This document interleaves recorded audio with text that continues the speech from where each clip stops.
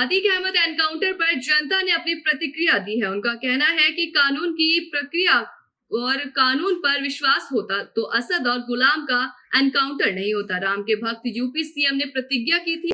इसके साथ ही उनका कहना है कि यूपी की धरती को गुंडों से निष्ठरहीन कर दूंगा। वहीं इस कड़ी में दुर्दांत अपराधियों का एनकाउंटर यूपी में चल रहा है। आपको बता दें कि उत्तर प्रदेश के उमेश पाल हत्याकांड में शामिल अतीक अहमद के बेटे असद अहमद गुलाम का यूपीएस टीम के द्वारा एनकाउंटर किया गया था। उमेश पाल हत्याकांड में शामिल कुख्यात अतीक अहमद का बेटा असद अहमद और गुलाम पुलिस को चकमा देकर काफी समय से फरार चल रहे थे, जिसके बाद यूपी एसटीएफ ने गुलाम और असद को एनकाउंटर में ढेर कर दिया। ये जो है अतीक अहमद के बेटे असद अहमद का एसटीएफ ने झांसी में एनकाउंटर किया है, इसके बारे में आपका क्या कहना है? भगवान श्री राम ने जिस प्रकार कोदंड उठाकर और ये प्रतिज्ञा की थी, निश्चरहीन करऊँ जग माई, इस जग को निश्चरहीन कर दूंगा, उसी प्रकार भगवान राम के भक्त योगी आदित्यनाथ जी द्वारा भी ये प्रतिज्ञा की गई है कि इस यूपी को आताताई गुंडों से मैं निश्चरहीन कर दूंगा, इस पृथ्वी इस यूपी को। तो उसी क्रम में इन दुर्दांत आतंकियों अपराधियों का एनकाउंटर चल रहा है। असद के साथ गुलाम का भी एनकाउंटर किया है क्या? ये सारे एनकाउंटर कानून को ताक पर रख के किए? नहीं, ये कानून को ताक में नहीं रखे। कानून को ताक तो अपराधियों ने रखा हुआ है कि खुलेआम हत्या कर रहे हैं, भरे बाजार में हत्या कर रहे हैं, और पुलिस पीछे पड़ रही है तो सरेंडर नहीं कर रहे हैं, और जब पुलिस गिरफ्तारी के लिए उनके पीछे जा रही है तो 40-42 बताए, जानकारी मिली 40-42 फायर किए हैं पुलिस पर। तो ऐसी स्थिति में पुलिस अपने बचाव के लिए फायरिंग करेगी और मारे जाएंगे। एसटीएफ द्वारा मारे गए असद और गुलाम को लेकर मृतक उमेश पाल की मां ने योगी जी को कहा है कि जो काम करना था वो उन्होंने किया। इस पर आपकी क्या टिप्पणी है? नहीं, प्रकृति भी अपना न्याय की है। जिसने गोली से किसी की हत्या की है उसका भी गोली से हत्या होनी है, सुनिश्चित है। तो माँ की आत्मा को शांति मिलेगी। उन्होंने शुक्रिया अदा भी किया है माननीय योगी जी का। योगी जी का शुक्रिया अदा पूरा प्रदेश कर रहा है। इस तरह की कानून व्यवस्था उन्होंने लगाई है, इस तरह के माफियाओं को जो मिट्टी मिलाने का काम कर रहा है, पूरी प्रदेश की रोम रोम उनका शुक्रिया अदा कर रहा है, और ऐसा ही कानून का राज कायम रहना चाहिए। मेरा नाम एडवोकेट उदयवीर सिंह है। जो आपका प्रश्न है उसके बारे में मुझे यही कहना है कि जिस तरीक़ा से असद का एनकाउंटर एसटीएफ पुलिस द्वारा किया गया है, उसी तरीक़ा से ऐसा कोई अपराध कोई भी पार्टी, कोई भी व्यक्ति करे, उसके साथ भी ऐसा ही हो। सिर्फ एक परिवार के खिलाफ नहीं। ठीक। असद के साथ गुलाम का भी एनकाउंटर किया गया है, इसके बारे में आपका क्या? कानून को ताक पर रखकर एनकाउंटर किए गए हैं ये? अब ये कानून ये तो कहता नहीं है कि जो उसको किसी को डायरेक्ट मारो जाके। कानून की प्रक्रिया तो बहुत बड़ी है।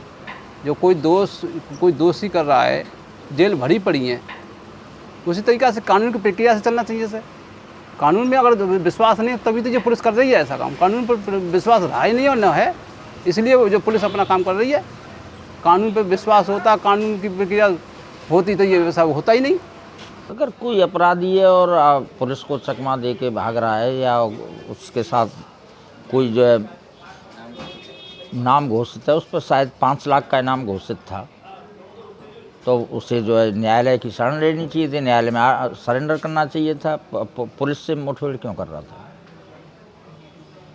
असद के साथ गुलाम का भी एनकाउंटर किया है, क्या कानून को ताक पर रख के एनकाउंटर किए गए हैं? नहीं, कानून को ताक पर तो कोई नहीं रख सकता। थोड़ा कानून को ताक पर रखने का तो सवाल ही नहीं है, क्योंकि जो स्थितियां हैं, जो परिस्थितियां हैं उस वक्त क्या रहीं, अभी तो ये मालूम पड़ा है कि वो एनकाउंटर में जो है मारे गए हैं।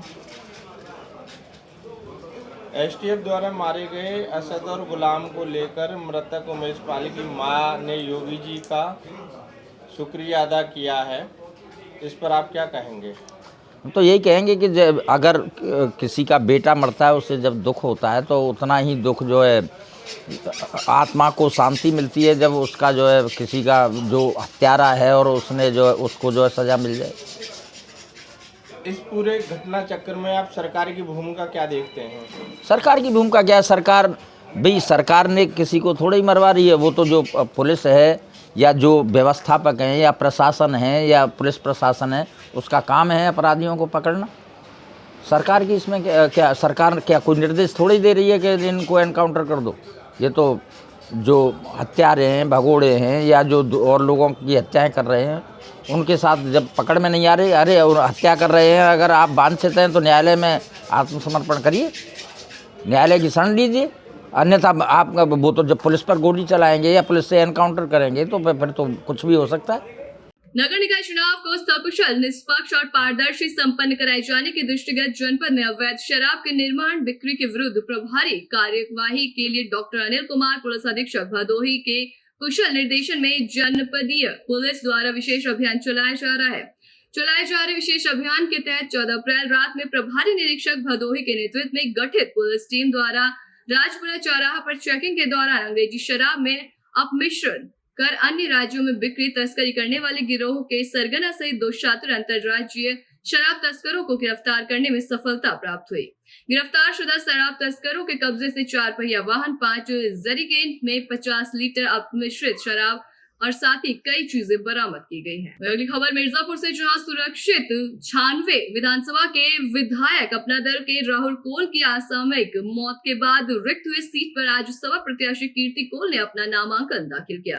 वर्ष 2022 में शाम में हुए विधानसभा चुनाव में भी सपा उम्मीदवार रह चुकी कीर्ति कोल राहुल ने चुनाव हार गई थी, जहां एक बार फिर उपचुनाव में सपा ने कीर्ति पर अपना विश्वास जताया। नामांकन दाखिल करने के बाद कीर्ति ने मीडिया से बात करते हुए कहा, जनता भाजपा के झूठे वादों और विकासों के दावे से ऊब चुकी है। 96 क्षेत्र अति पिछड़ा क्षेत्र है, जहां आज भी मूलभूत सुविधाओं का टोटा है। सड़क, पानी, बेरोजगार सहित अनेक समस्याएं सामने आ रही है। कहा कि मेरी लड़ाई भाजपा से होगी, जनता ने मुझे जिताया तो विकास। जी, मैं सबसे पहले अपने राष्ट्रीय अध्यक्ष जी का बहुत बहुत आभार व्यक्त प्रकट करती हूँ कि दोबारा मुझे मौका मिला 96 विधानसभा के लिए। और जैसा कि जानते हैं कि आप जनता सब परेशान है भाजपा के खिलाफ, भाजपा जो भ्रष्टाचार कर रही है, तो कहीं ना कहीं हम लोग सच्चाई की जीत होगी। हम लोग यहीं सत्य का मार्ग लेके चल रहे हैं। दिल्ली के सीएम अरविंद केजरीवाल ने शनिवार को एक ट्वीट कर कहा है कि हम झूठी गवाही देने और अदालतों में झूठे सबूत पेश करने के लिए सीबीआई और ईडी के अधिकारियों के खिलाफ नियमानुसार केस दर्ज कराएंगे।